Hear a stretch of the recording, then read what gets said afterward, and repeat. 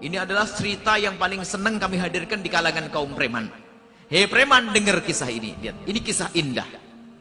Preman di tengah pasar, kerjaannya ya pokoknya segala dosa dilakukan. Minta duit maksa, tidak sholat, segala macam. Ada orang ahli ibadah di atas bukit. Kerjaannya sholat, Masya Allah. Suatu ketika Allah menghendaki keduanya bertemu. Sang kiai, sang ustadz yang di atas bukit kehabisan bekal, sehingga ia harus turun belanja di pasar. Yang di pasar si preman itu ternyata tiba-tiba tergerak hatinya ingin naik ke atas bukit ketemu sang kiai. Nggak tahulah pokoknya begitu kisahnya. Pengen minta doa deh datang ke kiai. Berjalanlah sang ustadz dari atas bukit, sang preman dari bawah.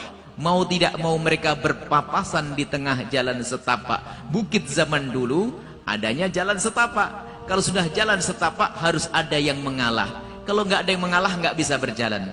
Sang preman di saat melihat sang kiai yang ada kekaguman karena mendengar tentang kesolehannya. Dia ahli ibadah di atas bukit. Di saat melihat sang kiai dia terkagum begini, terduduk di jalan setapak. Dia preman, tapi tiba-tiba ada kagum di dalam hatinya. Allah yang menitipkan kekaguman di dalam hatinya. Dia duduk di jalan setapak, tidak bisa berucap sepatah kata, hanya memberikan isyarat dengan tangannya, silahkan, sambil minggir di jalan setapak. Lalu memberikan jalan kepada sang kiai, memberikan isyarat dengan tangannya, silahkan kiai. Sang ustadznya langsung melangkah dengan kesombongan. Oh iya, pantas wong saya ustadz dipersilakan. Iya, melangkah begitu saja. Tidak mengucapkan assalamualaikum, tidak menyapa hendak kemana engkau. Sementara sang preman yang jahat tadi katanya memandang sang kiai tetap dengan cinta dan kekagumannya, sampai sang kiai hilang dari pandangannya, tidak hilang dari hatinya. Sampai berlalulah sang kiai. Apa yang sabda Nabi? Apa sabda Nabi? Nabi menyebutkan, lihat dua model manusia. Biarpun orang katanya ahli ibadah, ahli puasa, katanya dekat kepada Allah, karena dia memandang orang lain dengan pandangan merendahkan, maka itu menjadi sebab hidayahnya dicabut oleh Allah. Maka jangan sekali-kali memandang orang lain dengan pandangan merendahkan. Begitu sebaliknya, biarpun orang itu katanya jahat, bandel, tidak karu-karuan, tapi kalau mengagungkan syiar, dengar suara adzan masih masuk bulan puasa, harus aku tarik maksiat. Mungkin dia pemabuk, tapi setelah dengar Ramadan dia menarik diri, nggak mau.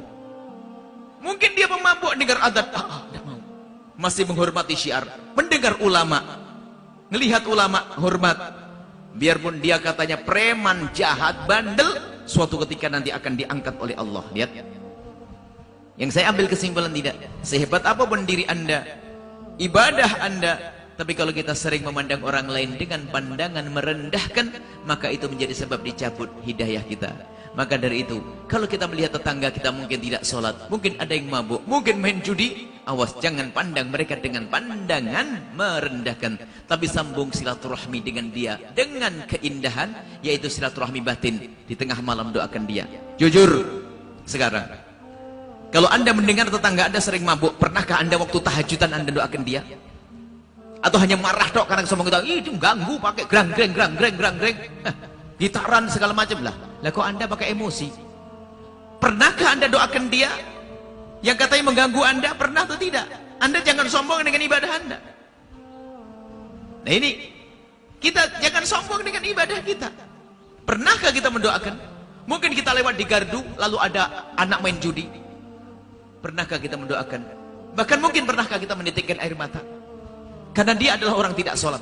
Misalnya di tengah malam kita habis pengajian seperti ini, kita naik mobil, tak taunya di mana, di alun-alun mana, stasiun mana, mohon maaf ada perempuan yang dia menjual diri, anggap pelacur lah, lalu melambaikan tangan begini. Anda tahu bajunya seronok ini. Waktu anda melihat dia, apa yang ada di hati anda? Mungkin karena anda seorang yang soleh-solehah dari masjid, selalu berkata, kasihan malam-malam begini, astagfirullah, astagfirullah. Hebatnya pakai astagfirullah. Astagfirullah merendahkan. Siapa di antara kita yang di saat melihat perempuan semacam itu? Siapa di antara kita kalau melihat perempuan semacam itu yang melambaikan tangan di tengah malam ngajak berzina? Siapa di antara kita di saat melihat orang seperti itu lalu menengadahkan tangan dibarengi dengan tetesan air mata, ya Allah, itu umat kekasihmu Nabi Muhammad, ampuni dia. Ayo, mana siapa yang seperti ini? Atau dengan kesombongan kita, yaitu bahasanya pakai istighfar, astagfirullah, astagfirullah, itu istighfarnya orang sombong itu. Istighfar sambil ngejek orang lain. Astagfirullah malam-malam. La ilaha illallah. La ilaha illallah. La ilallahnya orang sombong tuh merendahkan orang lain. Gak boleh begitu. Bukan begitu pendidikan dari baginda Nabi.